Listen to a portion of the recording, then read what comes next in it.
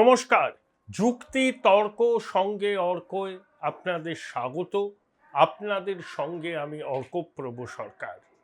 Bharat Keshari doctor Shyamaprasad মুখোপাধ্যায়ের তার প্রতি আমার বিনম্র শ্রদ্ধাঞ্জলি। ডক্টর মুখোপাধ্যায়কে যদি জানতে হয় আমি বলবো বলরাজ মার্ডাকের the portrait of a martyr এই বইটি পড়ার জন্য। আমি পড়েছি অনেকদিন আগে, এখনো ইচ্ছা আছে আর একবার সেই বইয়ের পাতাটা উল্টাবো। দেখুন, ডক্টর শ্যামাপ্রসাদ মুখোপাধ্যায় ইতিহাসের উপেক্ষিত নায়ক ছিলেন এতদিন পর্যন্ত, বিশেষত আমাদের পশ্চিমবঙ্গে। তার জন্মভূমি, তার কর্মভূমি কলকাতা বিশ্ববিদ্যালয়ের সর্বকনিষ্ঠ উপাচার্য, হিন্দু বাঙালির হোমল্যান্ড হিসাবে পশ্চিমবঙ্গের সৃষ্টি, সব কিছুর পিছনেই ডক্টর মুখোপাধ্যায়ের অবিস্মরণীয় অবদান ছিল। আজকে কাশ্মীরের যে স্পেশাল স্ট্যাটাস বাতিল হলো, বহুদিন আগে ডক্টর মুখোপাধ্যায় এই কথা বলেছিলেন, এক নিশান এক বিধান এক সংবিধান। আমাদের অতীতে বাম জামানায়, কংগ্রেস জামানায় এবং তোলামূলের জামানায় ডক্টর শ্যামাপ্রসাদ মুখোপাধ্যায়ের জন্মদিনকে অনেকটা ওই চাঁদ সদাগরের মনসা পুজো করার মতো করে পালন করা হতো। কলকাতা বিশ্ববিদ্যালয়ের অনেক উপাচার্য জন্মদিনে তার মূর্তিতে মালা পর্যন্ত দিতেন না। তাই বললাম ইতিহাসের উপেক্ষিত নায়ক। এই শ্যামাপ্রসাদ মুখোপাধ্যায়কে জানা একজন রাষ্ট্রবাদী বাঙালি হিন্দুর অবশ্য কর্তব্য বলে আমি মনে করি। এই নতুন সরকারের কাছে আমার আবেদন, আপনারা স্কুল শিক্ষার যে সিলেবাস, আশা করি তাতে ডক্টর মুখোপাধ্যায়ের জীবনী সম্পর্কে বেশ কয়েকটি অধ্যায় যুক্ত করবেন। নতুন সরকারের কাছে এই প্রত্যাশা আমার আছে।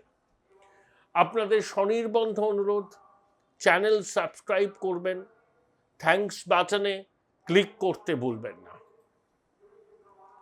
5ই জুলাই দক্ষিণ 24 পরগনার বারুইপুরে যে ঘটনা ঘটেছে সেটা একই সাথে নৃশংস এবং একই সাথে অমানবিক।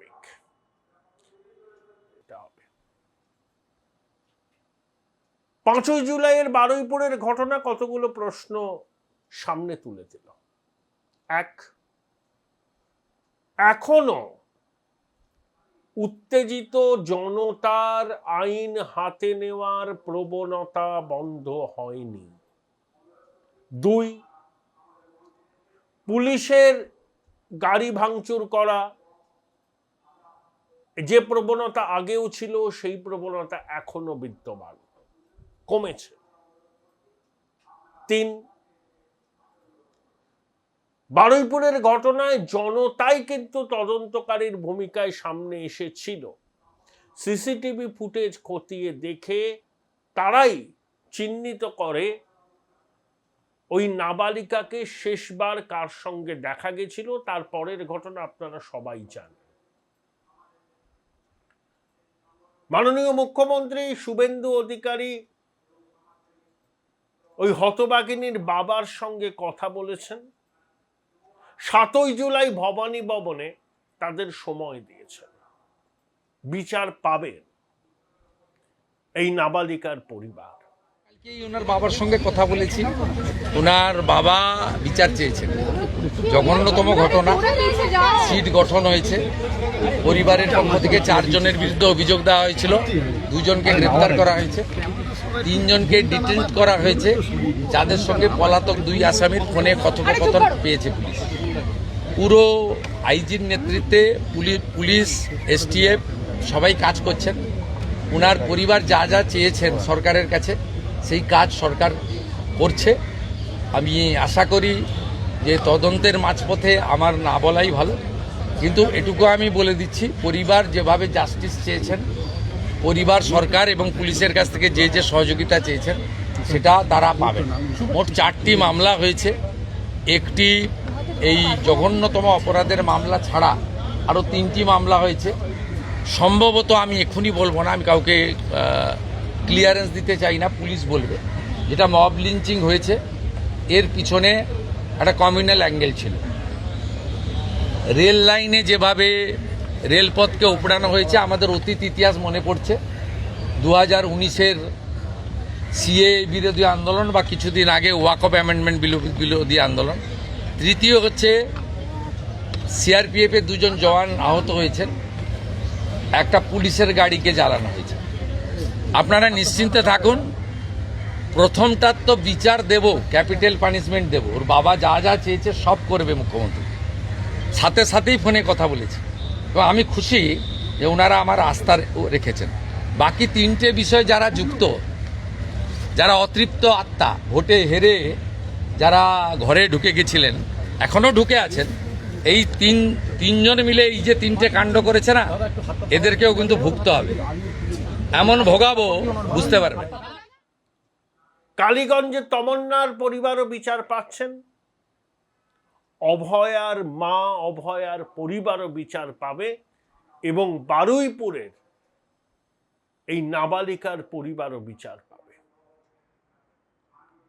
আমি প্রথমে কি বললাম যে 3টে পয়েন্ট, যে এখনো জনতার এক অংশের মধ্যে আইন নিজের হাতে তুলে নেওয়ার প্রবণতা রয়েছে। পুলিশকে লক্ষ্য করে ইট ছোড়া, পুলিশের গাড়ি ভাঙচুর করার প্রবণতা কিছু অংশের মানুষের মধ্যে রয়েছে। ক্ষোভ থাকতে পারে, দুঃখ থাকতে পারে, ক্রোধ থাকতে পারে, কিন্তু আইন নিজের হাতে তুলে নেওয়ার অধিকার কারুর নেই। এখানে শাসকের আইন চলছে না, এখানে আইনের শাসন বলবৎ হয়েছে। আপনাদের প্রশাসনের উপর ভরসা রাখতে হবে। আমি জানি না নতুন সরকার যারা পুলিশের উপর আক্রমণ করলো, পুলিশের গাড়ি, সেটা সরকারি সম্পত্তি ভাঙচুর করলো, তাদের কাছ থেকে ক্ষতিপূরণের টাকা আদায় করা হবে কিনা। কারণ এই প্রতিবাদ, এই ধরনের অবস্থানের মধ্যে কিছু না দুষ্কৃতি লুকিয়ে থাকে সব সময়। তাদের হাত নিষ্পিস করে, পুলিশকে লক্ষ্য করে ইট ছুড়ব, পুলিশের গাড়ি ভাঙচুর করব। অতীতে আমরা থানা জ্বালিয়ে দেওয়ার ঘটনা দেখেছি। আমার দাবি বলতে পারেন, যারা পুলিশকে আক্রমণ করলো, পুলিশের গাড়ি ভাঙচুর করলো, তাদের কাছ থেকে কিন্তু ক্ষতিপূরণের টাকাটা যেন আদায় করা হয়। আমরা আইনের শাসন বলতে এটাই বুঝব। কারণ একবার যদি এদেরকে ছেড়ে দেওয়া হয়, ভবিষ্যতে এই ধরনের ঘটনার পুনরাবৃত্তি হবে না, সেটা কে বলতে পারে। আমি আশাবাদী মাননীয় মুখ্যমন্ত্রী, নিজে স্বরাষ্ট্রমন্ত্রী, পুলিশ মন্ত্রী, তিনি বিষয়টার গুরুত্ব বুঝে নিজে হস্তক্ষেপ করেছেন। কঙ্করী প্রসাদ বারুইয়ের ফোন থেকে নির্যাতিতার এই নাবালিকার বাবার সাথে কথা বলে স্বচ্ছ তদন্ত হবে, দোষীরা ছাড়া পাবে না নিশ্চিত করেছেন, এবং নাবালিকার পরিবারের সঙ্গে 7ই জুলাই তিনি ভবানী ভবনে দেখা করবেন জানিয়ে দিয়েছেন। তারপরেই ক্ষোভ প্রশমিত হয়। মুখ্যমন্ত্রীকে সরাসরি হস্তক্ষেপ করতে হয়েছে। কিন্তু গেল রব উঠে গেল। খোকাবাবু বলেছেন সংকল্পপত্রে নারী সুরক্ষার কথা বলা হয়েছিল, কোথায় গেল নারী সুরক্ষা? খোকাবাবুর এইসব কথা বলার তো কোনো অধিকারই নেই। 15 বছরের জমানায় কি হয়েছে পশ্চিমবঙ্গে সবাই জানে। কামদুনি হয়েছে, পার্ক স্ট্রিট হয়েছে, আরজিকর হয়েছে, বগটুই হয়েছে, কালীগঞ্জ হয়েছে, আরো অনেক ছোট বড় মিলিয়ে অসংখ্য ঘটনা। প্রথম কথা দেখতে হয় সরকারের ভূমিকাটা কি। সরকার কতটা সদিচ্ছা দেখাচ্ছে অপরাধীদের শাস্তি নিশ্চিত করতে। কারণ এই ধরনের অপরাধ রোখা কার্যত অসম্ভব। কারণ মানুষের রূপ ধরে এই ধরনের হিংস্র জানোয়ার যদি আমাদের সমাজে থাকে, কোনো সরকার, কোনো পুলিশ প্রশাসনের পক্ষে সম্ভব নয় তাদেরকে চিহ্নিত করা। ওই যে বলেছিলাম, খড়ের গাদায় সূচকোচার মতো পরিষ্কার পরিচ্ছন্ন পোশাক আশাক পরে এরা ঘুরে বেড়ায়, কিন্তু প্রবৃত্তিটা জানতো। এদেরকে দেখবেন না বাসে, ট্রামে, মেট্রোয়, অটোতে